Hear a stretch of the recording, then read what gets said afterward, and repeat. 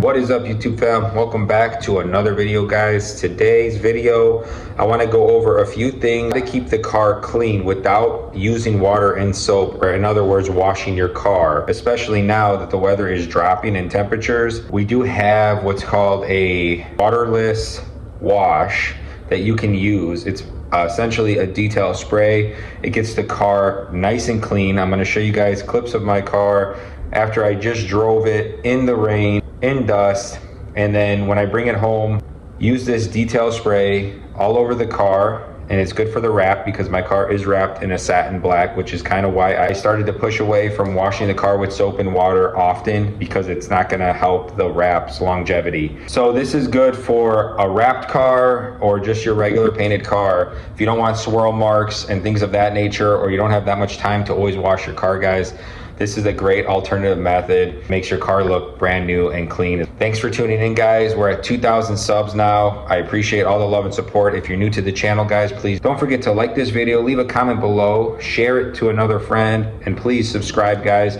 I've got a bunch of content coming to you in the upcoming months.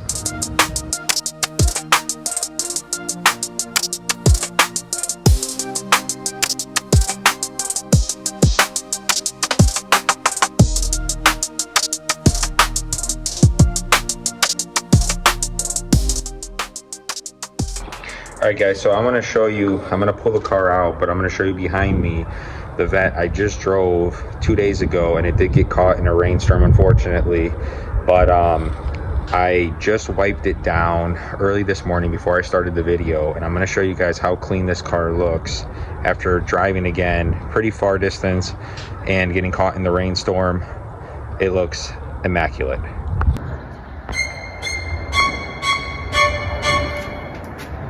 Fucking deer. There's a fucking deer.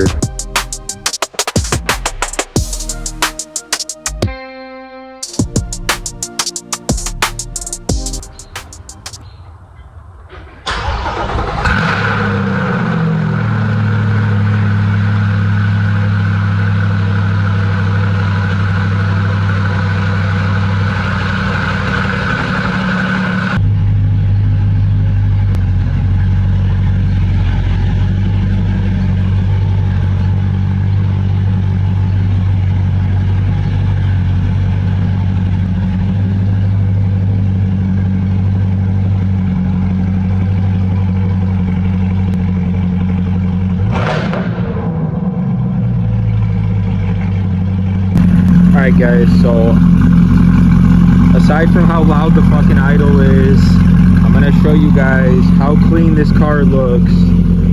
Again, after driving the shit out of it and getting caught in a rainstorm with the quick detailer spray that's waterless wash. I mean, and this is a satin wrap, so you would see literally everything on this car, water spots and everything.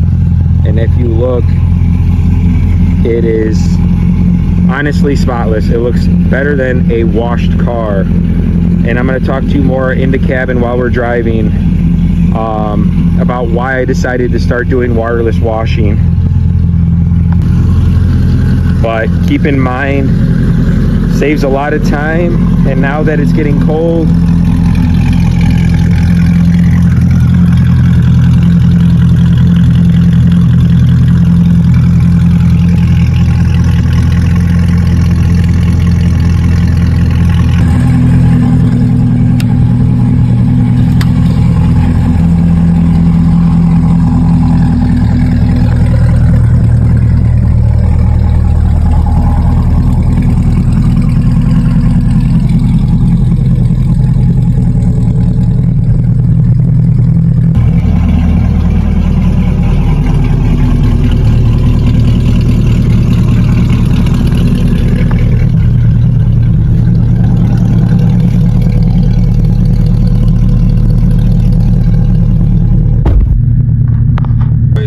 are headed out now. I do have a CEL on, and I think it's from the high flow cats. So we're gonna do some full sends here, see if we notice any weird shifting or anything of that nature. I'm gonna have my mechanic come over later tonight. I'm gonna try to document that for you guys and see what the issue is. It could be the bolt. There's a bolt missing. I'll put a clip in here so you guys can see.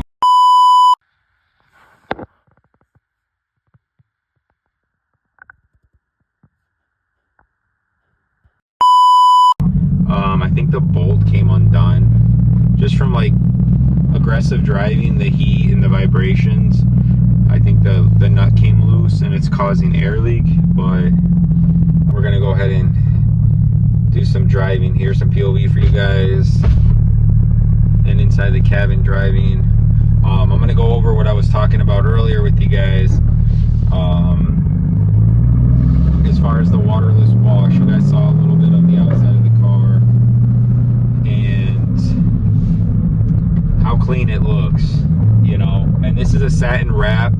The issue with the satin wrap is that it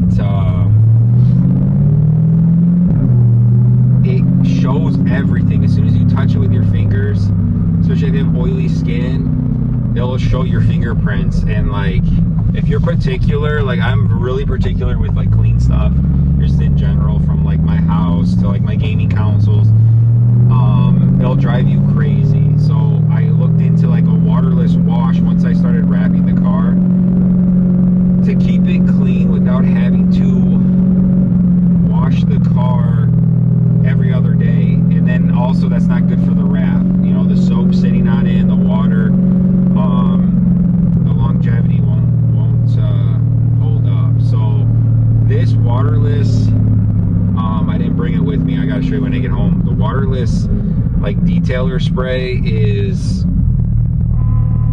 bar none. Like it's absolutely amazing. My car looks phenomenal. You just got to make sure you do it after each drive, because otherwise there's going to be too much buildup and dust and dirt and grime that it's gonna like streak, and it won't be really beneficial, I guess. So you do got to stay up with it, but I feel like once you drive your car, when you pull in and when you get home, to wipe it down is not a pain in the ass. So as long as you keep up with it, guys, this is definitely the move.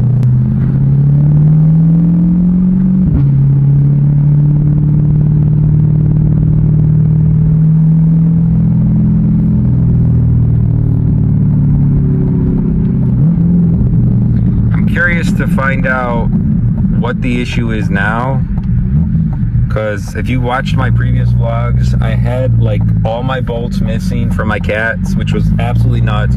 Had a horrible gasket leak, so I went to my mechanic and he rebolted everything, used Loctite, all that good stuff, sealed the leak, and like the check engine light was off for probably, it's been what, 2 weeks, but it came back on. But I noticed another bolt is missing. We shall see. That's kind of the expenses you get when you start modifying your car. I mean, I prefer this over stock any day. Car sounds amazing, feels amazing. And if it's just the check engine light coming on from the high flow cats, it's not that big a deal, because that is expected. Obviously your O2 sensors are reading a completely different reading than stock, so it's gonna set off the check engine light, which you could always get it tuned.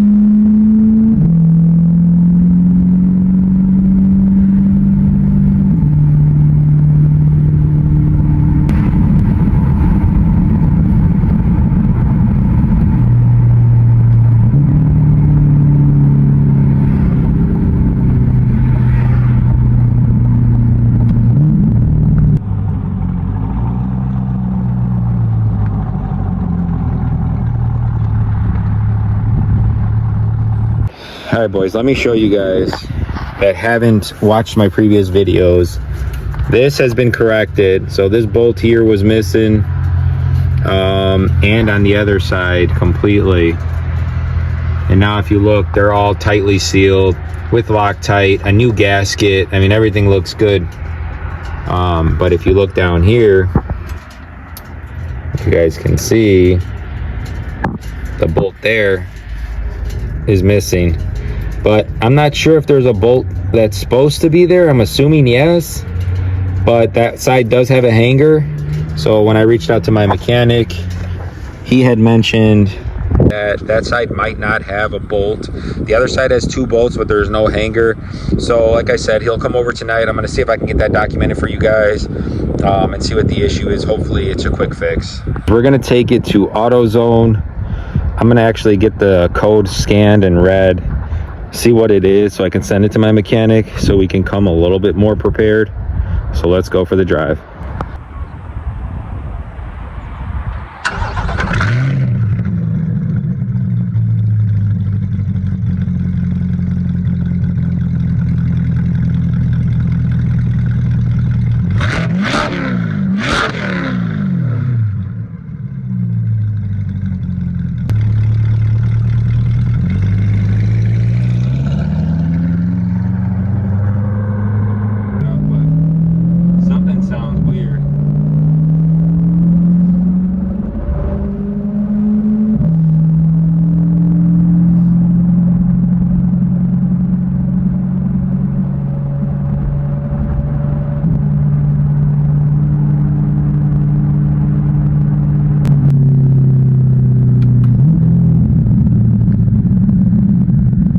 Something's off, boys.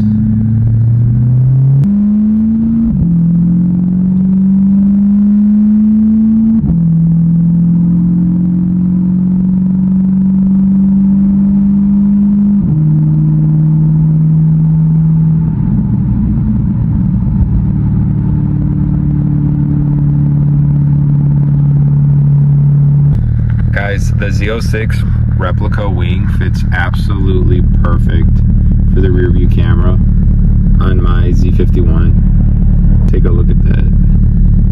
The dip falls just perfect. We're at AutoZone,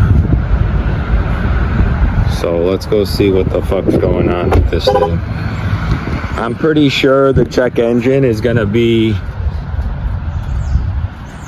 something with those high flow cats. I'm almost positive. Hello. Yeah, because I have check engine lights on. Thank you.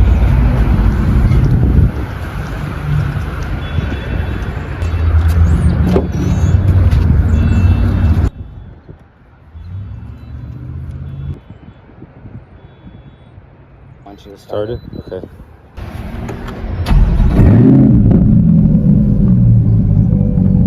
It's a really nice Corvette, babe. Oh, thank you. Alright, it got it. Thanks.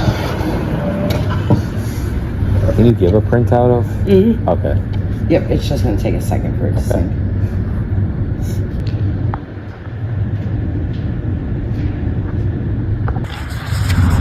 Alright boys, so it's the O2 sensor, bank 2, which is the issue we had before, so we'll see what the mechanic says to get this baby back and running good.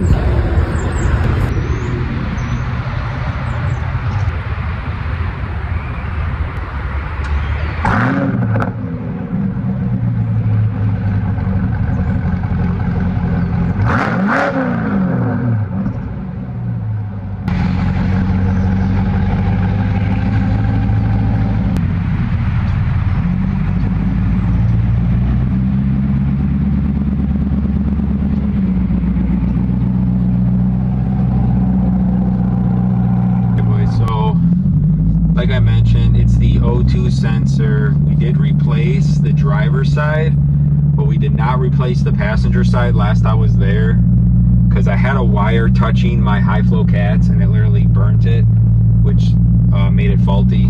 So that all makes sense. So now this is reading, I believe, the passenger side. So when I get home here with you guys, I'm going to check to make sure no wires are hanging again and touching, and make sure the connection is actually good, and then we'll go from there. But really, it's nothing too serious here. It's just the O2 sensor. day-to-day life of owning a sports car, supercar, Corvette in this matter. I guess these are better issues to have than the real world day-to-day issues, as one would say.